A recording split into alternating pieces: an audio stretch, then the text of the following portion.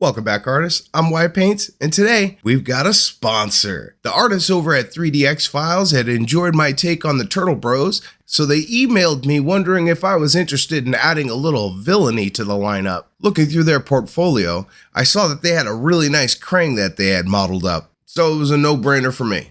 Hopefully, I'll be able to bring this evil little meatball to life. It's lower stake fun projects like this that really get my creative juices going. And mine are feeling pretty juiced. So without any further delay, I'm going to grab my brushes. Let's get started. The first step on the Krang journey is going to be Punk Rock Pink. Krang is fairly simple at a glance.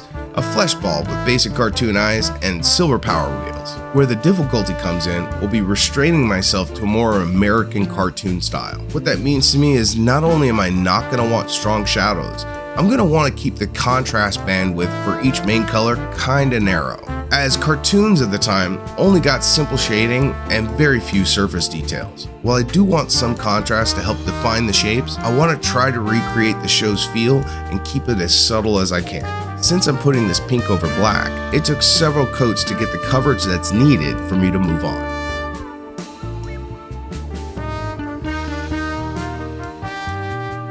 With full coverage in most places and a touch of black peeking through the details, he was looking good and ready for the next step, Grimoire Purple. I used this to hit all the veins that I could see on the surface.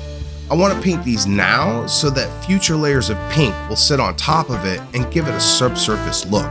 While this looks difficult and tedious, don't let it stress you out. With the many layers I plan on using after this, a bit of overspill is not going to be the end of the world. Just don't get too silly with it. Get this down on all the major veins and spider it out for the smaller ones.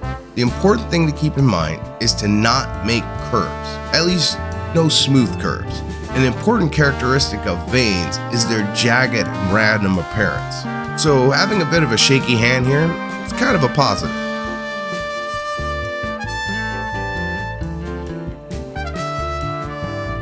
Once the veins were all nice and purple, I picked up pink to do the first and very chunky highlight using a dry brush.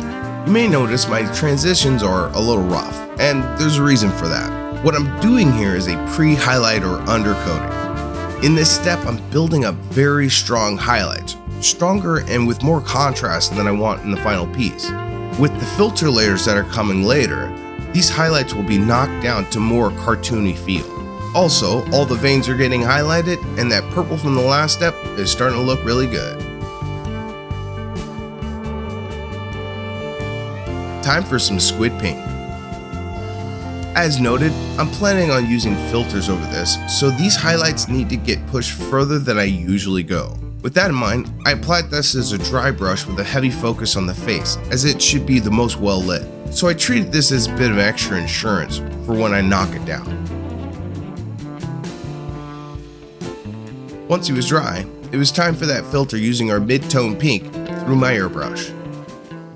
While I set up my air booth for painting, I'd like to take a moment to thank my subscribers over on Patreon. Each month, your continued support helps me squeeze out a few more weeks of pursuing the dream. And for that, I can't thank you enough.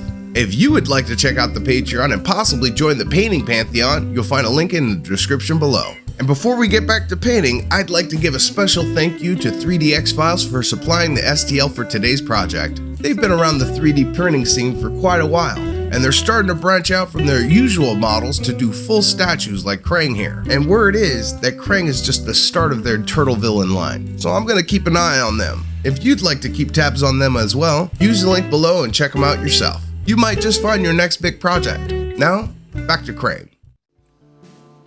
With my booth all set up, I thinned down some pink to use it as a mist over the whole brain. What this will do is normalize the color to the mid-tone pink. A good way to think of normalizing is that it's a filter to push all the tones towards that mid-pink.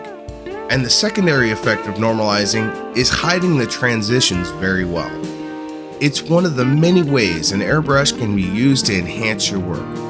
Even if you don't want to heavily use the tool, it can prove invaluable when you need super thin coats for a filter.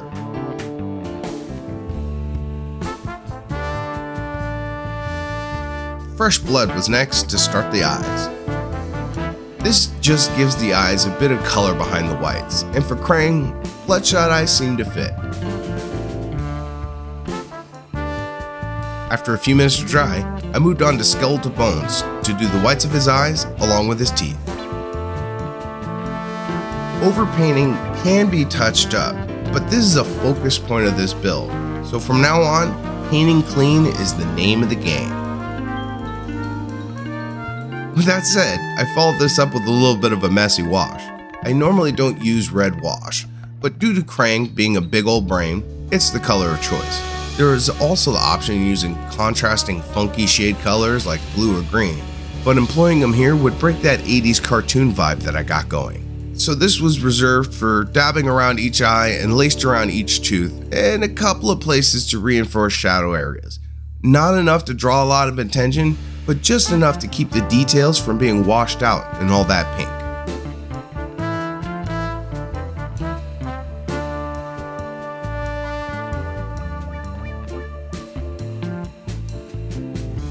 I then went back with skeletal bone for a bit of cleanup.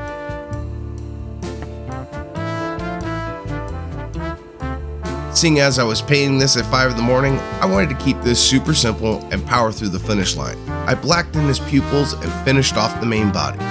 Time to tackle his power wheels, using gunmetal from the Fanatic line. And yep, you guessed it, an all-over dry brush got this tripod nice and shiny.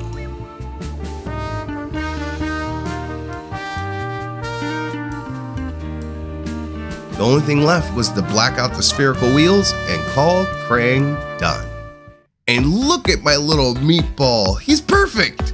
I think I threaded the needle when it comes to keeping the contrast as narrow as I can while still getting some definition. If I were to do this piece again, I'd likely opt for the light purple eyes from the show.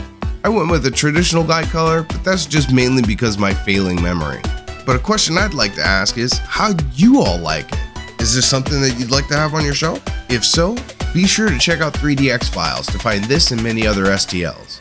They had a focus on sculpting custom heads for large Star Wars figures, but I've been reassured that they'll be making more turtle villains.